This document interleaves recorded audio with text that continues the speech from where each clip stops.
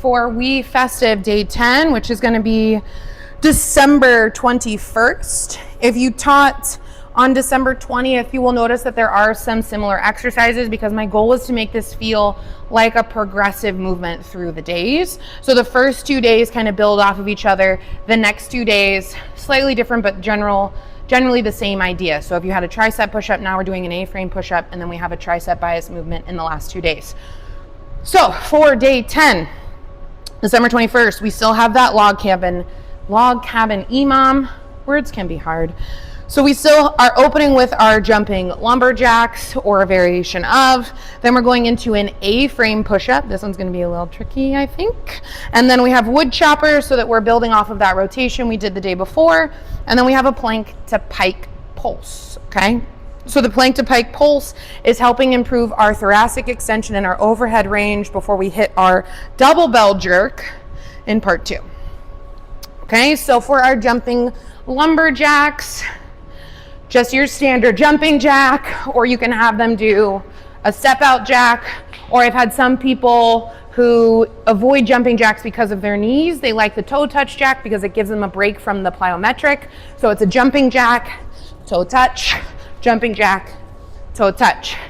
A-frame push-up. So an A-frame push-up, you are going to basically be in a piked position, and then you're trying to lower your head down to the floor, okay? So we are finding our plank. Fingers are slightly turned in our plank, and then we are going to walk our feet in, finding our pike, trying to tap the head down. Okay, so this is our A-frame. If somebody's having a hard time with this, give them a yoga block as a target. Okay, so they're gonna put their yoga block there. They're gonna put their hands just at the midpoint of that yoga block. They're gonna walk their feet into that pike, and they're gonna try and tap the top of their head on the yoga block. Okay, if somebody feels uncomfortable with this, you can have them do a tricep push-up like we did the day before, or just take them into that standard push-up, okay? From there, we have wood choppers. So the wood chopper, you can go into that half kneel, and I want them really rotating through that midsection. So they're gonna pick up the bell upside down from shoulder to opposite hip.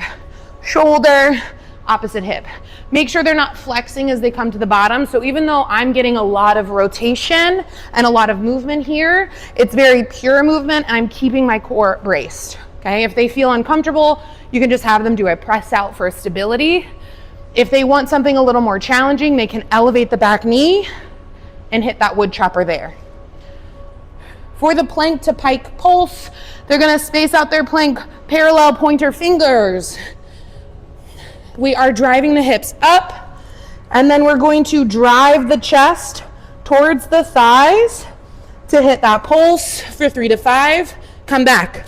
Hit that pulse. Come back. Hit the pulse. Come back.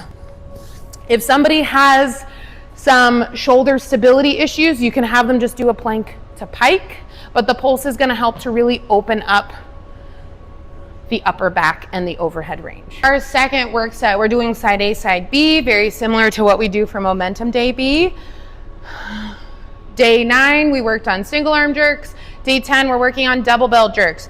This shouldn't be an issue because we're splitting the room in two in terms of the availability of bells, but if you have to, just go back to a single arm jerk because everybody can always work on their single arm jerk a little bit more, okay? So for the double bell, same thing, I'm gonna show them, right? It's a load, explode like you're falling through a trap door, stand, catch, stand, and then I show them in real time. If somebody feels uncomfortable with a jerk, it becomes a push press, right? It's a dip, drive, punch, load, okay? You can have them do an active lower in a push press. The active lower in a push press is gonna help improve your overhead pressing strength. So if somebody is really working on trying to get that heavier bell in their strict press, have them do an active lower, right? Versus the catch in the push press, which is standard because it is a true ballistic, but there is that training piece where you can active lower to give them an extra benefit. So for your double bells, same size bells, nice, strong, clean, in that rack position. Load, explode, stand, catch, stand. Making sure they're standing all the way tall before they go back into their next one. Load, explode, stand, catch, stand. Taking the bells back under. It is quite a long time, that first 30 seconds. And typically with a double bell jerk, you should be putting bells that are the heaviest you put overhead in a jerk. That's why it is so ballistic. So let your members know that they can do 3 or 5 and then rest. They don't have to double bell jerk for the entire 30 seconds. That's quite a lot of jerking, okay? Second exercise on side A is gonna be a hollow rock. So for your hollow rock, you're gonna find that nice strong hollow hold, keeping the low back on the ground. One leg comes out, then the other, then arms overhead, and now they're trying to rock kind of on their sacrum or their tailbone. If this is too challenging, they can go one leg in, and at the halfway point, switch legs, okay? Or you can scale them to knees in and have them do a variation of a dead bug. For our last exercise on side A, we're going to be doing our rowing dog.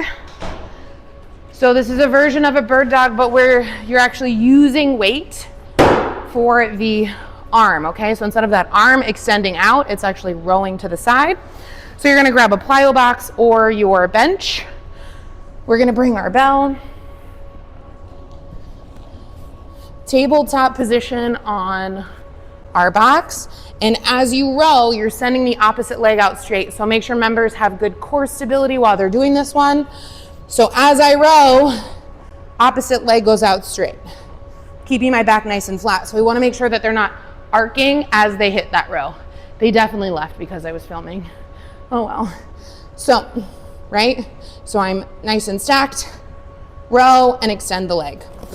For side B, we're still using our depth drop. So our depth drop, you're gonna find a box that your member feels comfortable on, dropping down and controlling load. A lot of times people will feel comfortable using a higher box for a depth drop compared to a box jump, and that's because it takes a little less energy. So from the box, they're dropping down, they can step back up. They don't have to do it backwards. They can come back onto the box however they want, and they're gonna control that load down. If somebody doesn't feel comfortable with the depth drop, you can use the drop squat we used previously, where they're standing with feet underneath their hips, jump out into that squat, jump out into that squat. Your second exercise is gonna be a sugar plum tuck hop. Lots of words. It's a tuck jump, okay?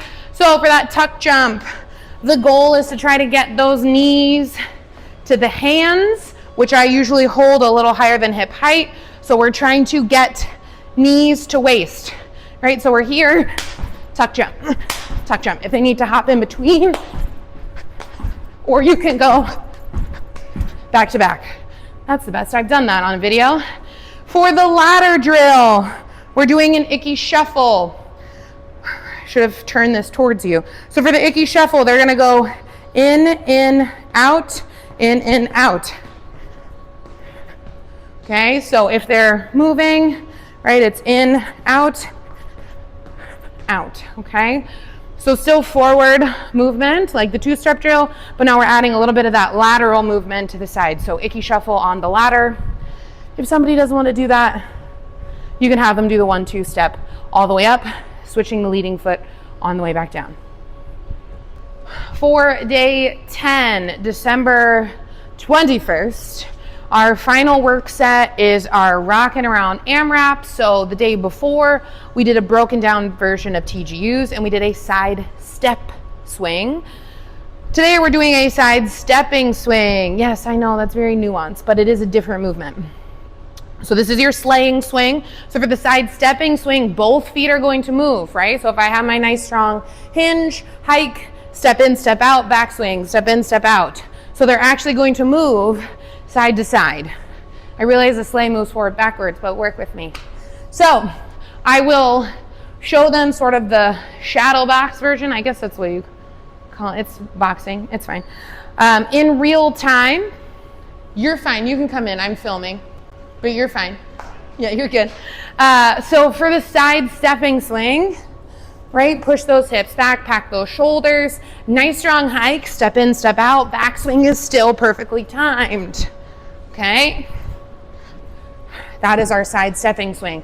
For the TGU, you can break it down into components for any new members, but we do need to demo the whole thing. So usually I talk through the TGU demo as I'm about to do for you right now. So for our TGU, if you've never done a TGU before, you're gonna go without weight, and then I'm gonna come around and I'm gonna help critique your different positions so that you feel safe and comfortable to add weight as you feel ready. You're gonna start in that fetal position. Laying on your side, both hands help bring the bell to the back. The side with the bell, arm goes nice and straight. That same side leg is bent up. Opposite leg and arm are at 45 degrees. I'm gonna drive through this foot and pull through this fist as I roll to my elbow. Eyes are staying on the bell. Nice, strong post as I straighten my arm and keep my shoulder packed back. My knee that's straight needs to go where my butt was. So I'm sliding that under my hips. I load into the hips to come tall. Close the door all the way up. Opposite hand is going to tell you what leg is going back. We step back. Big step open to create space. Find your front inner thigh. Hand goes to the ground. We're going to sweep that leg through. Come to the elbow. Slowly lower to the back. Bring that bell back down and roll to your side. You're then either going to move your body to the other side of the bell, or you're going to halo around so you can safely do your TGU on the opposite side.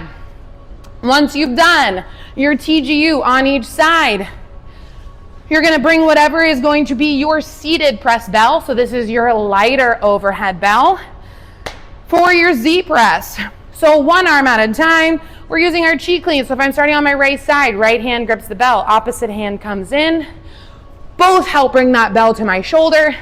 Exhale, press, inhale down, exhale, press, inhale down. If you need extra tension, squeeze that other hand into a fist as you hit that overhead press. Bring it back to your shoulder, control the bell down, shake it out as you need. Other side. If somebody has a hard time because their hamstrings are tight, you are going to grab a yoga block, a stepper, or a small plyometric box for them to sit on. So I have now elevated my hips so I can straighten my legs, creating a little bit more space for that hamstring tightness. You still want to make sure they're stacked. So the biggest thing we do not want to see in a Z press is rounding of the spine, because this is going to make them more susceptible to having discomfort or an injury. So make sure they stay nice and stacked. They really want to squeeze those quads. Really want to squeeze those quads. I should have had more coffee today. And pull those toes towards their body.